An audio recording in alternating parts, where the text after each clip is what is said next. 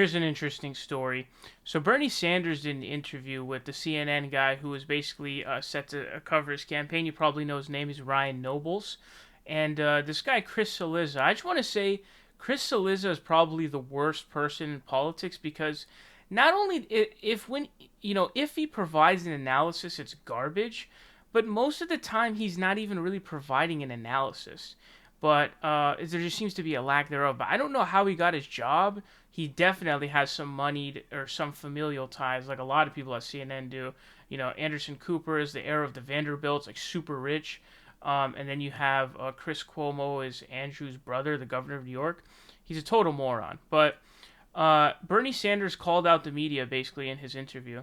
He says, I think what we saw from Nevada on out was a cry from the rooftops, from the political establishment, from the media that they wanted anybody but Bernie. Anybody but Bernie. My God, I don't know how many articles they were about. We need anybody but Bernie, and they ended up succeeding, and that's that.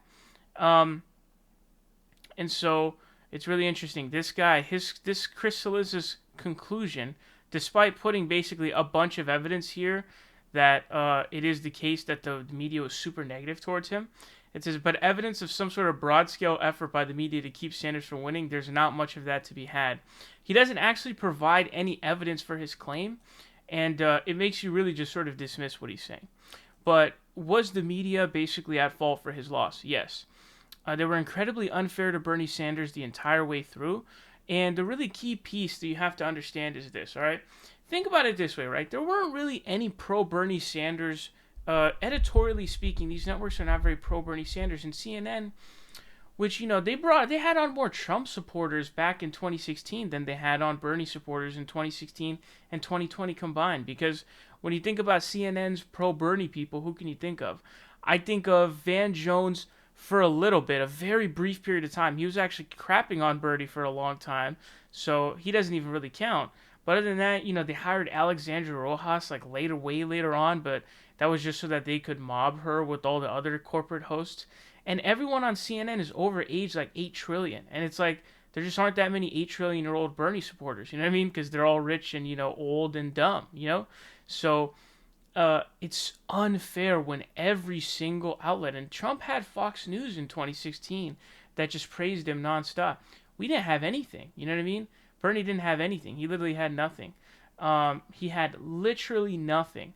So it's incredibly unfair, and this is something we have to address. And I don't know how we can really do anything about this because the Telecommunications Act of 1996, passed by Bill Clinton, was actually really, really bad. It resulted in all like 90% of news media being owned by about 6 conglomerates.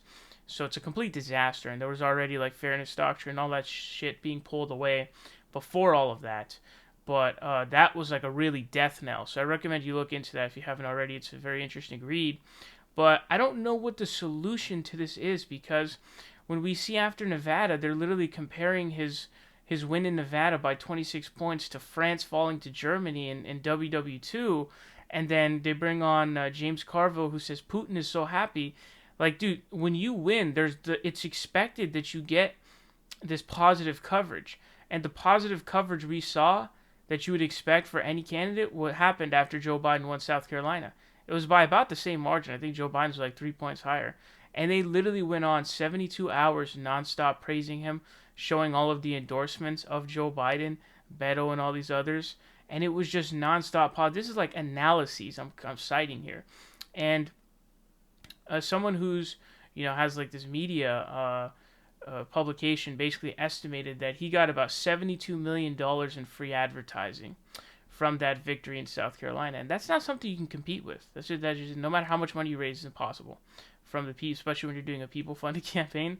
So it's just not fair. You're giving an upper hand to the candidate, and it's all because you're all owned by corporate interests. And so, MSNBC, I think, is owned by Comcast, and I think Comcast, I don't know if they're owned by Viacom or what company they're owned by, or if that's their parent company. They're all one and the same, and so you really can't say much on those. We literally saw MSNBC clips where they literally stopped their hosts from praising Bernie Sanders, sometimes just saying the facts. Remember that clip where Steve Kornacki, they're in his ear telling him to stop talking about Iowa and how they rigged Bernie?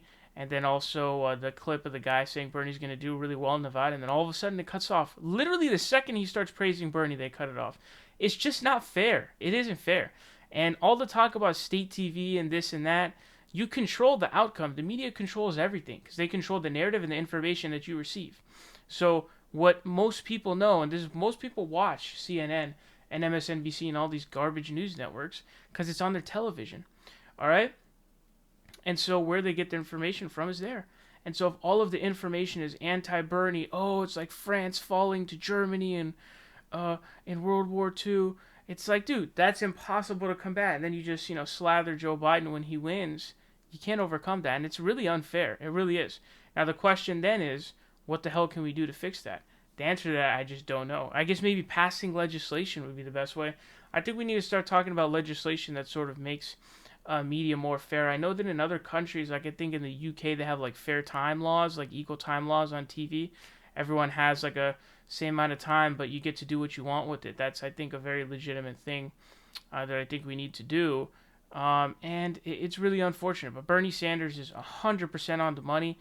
After Nevada, everyone spent the whole time shitting on him and talking about Fidel Castro.